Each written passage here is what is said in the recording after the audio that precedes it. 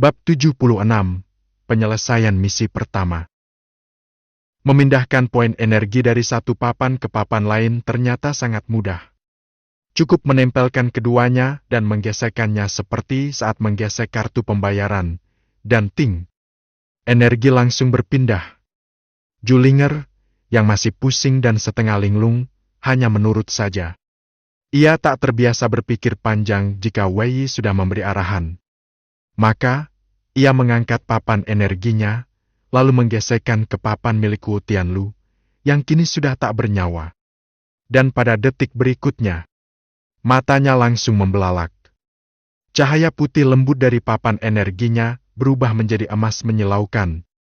Sebuah sinar terang yang memancar, bahkan memantul di bola matanya sendiri. Ini! Julinger tertegun.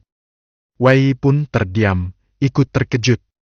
Karena setelah energi dari papan Huo Tianlu dipindahkan, angka di papan Julinger langsung melonjak ke angka 9, angka sakral yang berarti misi kelulusan telah tercapai. Walau baru saja mencapai batas bawah angka tersebut, tapi itu sudah lebih dari cukup. Kenapa aku bisa? Julinger panik, suaranya gemetar. Bukannya senang, ia malah takut dan merasa bersalah. Matanya yang besar menatap ke arah Wei, gelisah.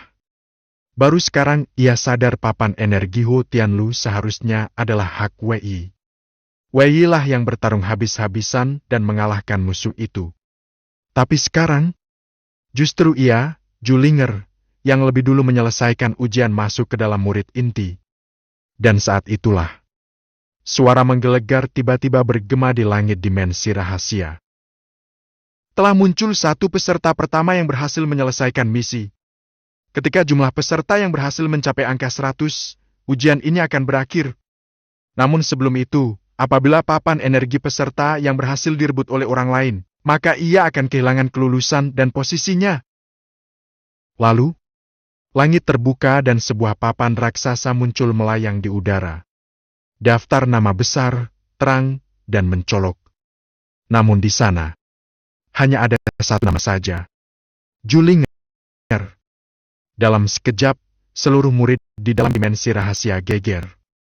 Tak ada yang menyangka, peserta pertama yang menyelesaikan misi bukanlah para jenius dari klan besar atau ahli tingkat tinggi, melainkan seorang gadis muda yang tak banyak dikenal. Dan itu membuat banyak orang langsung menggila. Kalau berhasil merebut papan miliknya, bukankah itu berarti misi langsung selesai? Julinger mendadak menjadi target utama, seperti seekor rusa kecil di tengah hutan yang dipenuhi pemburu haus darah. Atmosfer menjadi tegang.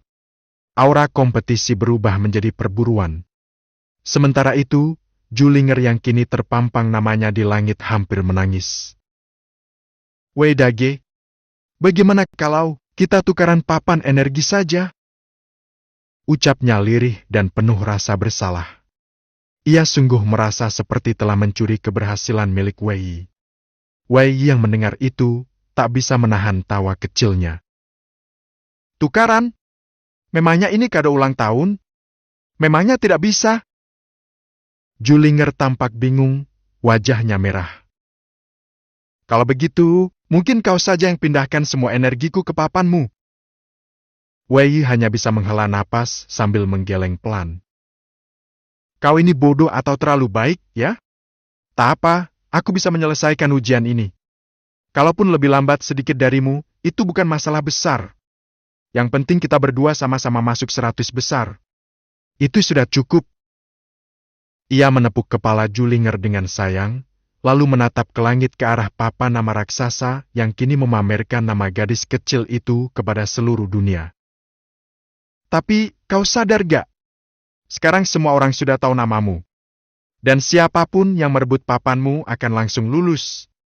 Kau resmi jadi target hidup terbesar di dunia ini.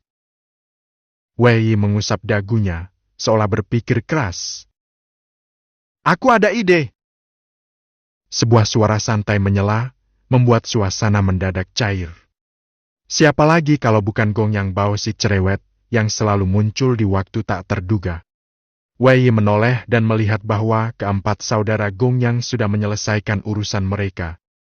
Para anggota Hei Huhui sudah dipukul mundur, dan semua papan energi mereka kini ada di tangan keempat bersaudara itu. Meski nilainya tak tinggi, tapi lumayan untuk ditabung.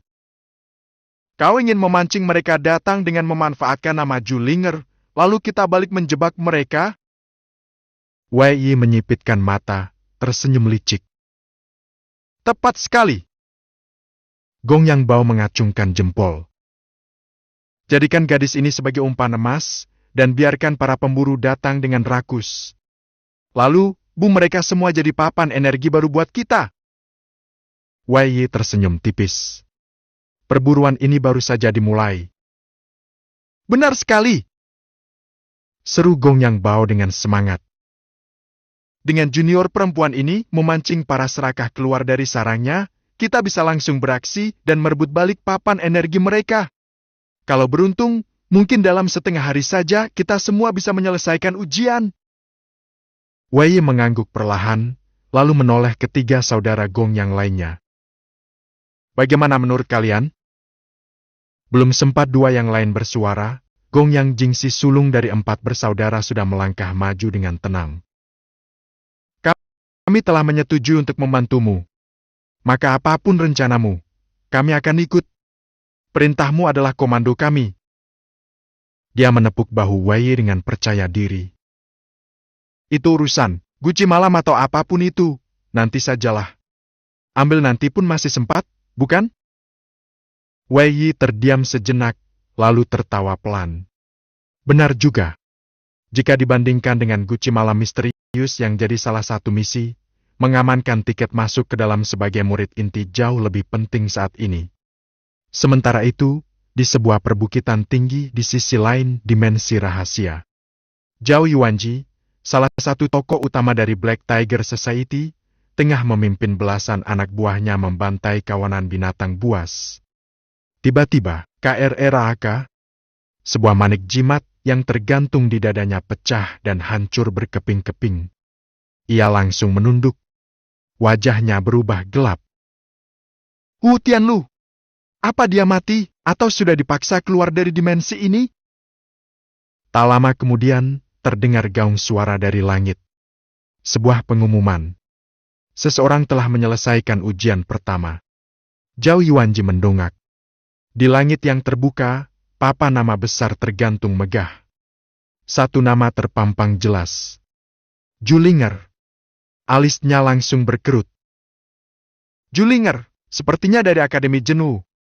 Kalau tak salah, dia itu adik dari Wei, bukan? Tatapannya berubah tajam. Mata penuh kebencian menyala dingin. Bagi Zhao Yuanji, ujian ini punya dua tujuan. Masuk ke murid inti, dan menghancurkan Wei. Terakhir kali, ia gagal karena terlalu banyak murid baru berdiri di sisi Wei. Tapi kali ini, ia tak akan memberi kesempatan kedua. Kakak, apakah kita mulai sekarang?